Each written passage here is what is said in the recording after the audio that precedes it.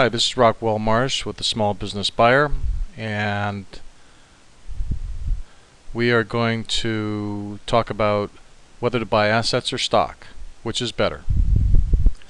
First of all, we'll go over the stock purchase. Stock purchase is buying all the outstanding common stock of a company.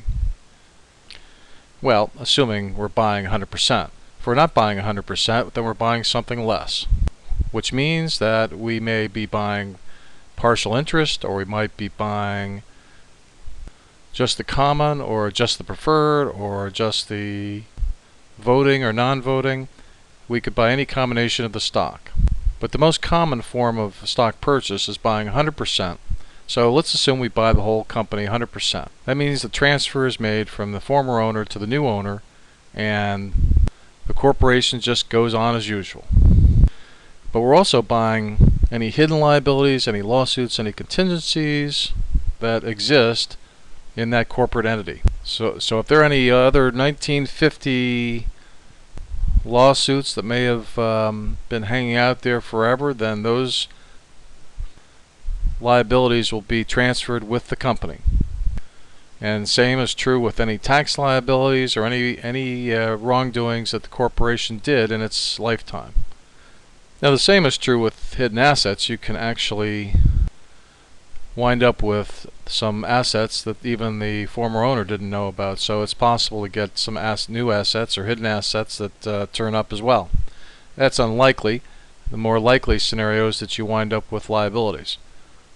So next, what's an asset purchase? Well, it's the opposite of a stock purchase. You can buy the assets and liabilities, you can buy just the assets, or you can buy some combination of both.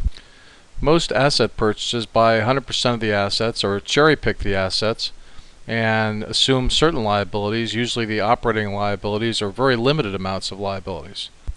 Now what happens to the corporation? The corporation stays with the owner, the former owner, not the new owner the way a stock purchase does, but the former owner. And the former owner will likely close it out or do something with it, most likely keep it inactive. But the main thing about the asset purchase, other than some tax benefits that might accrue to one party or the other, is that there is no assumption of hidden liabilities or assets. So you don't have to worry about lawsuits or anything of that sort. Now when it comes to the purchase contracts of each of these methods, there's a big difference. The stock purchase contract is a very short contract and can be easily negotiated. The asset purchase contract, because of the laws involved in transferring assets, the document itself can be very lengthy, and you can actually incur more legal fees in that type of a contract than you do with a stock purchase.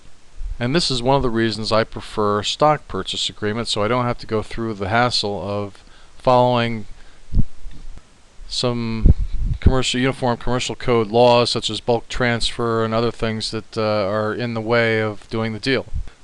Now some final thoughts on this whole process. Most buyers like the asset purchase method better, mainly because it's used much more often than not by buyers.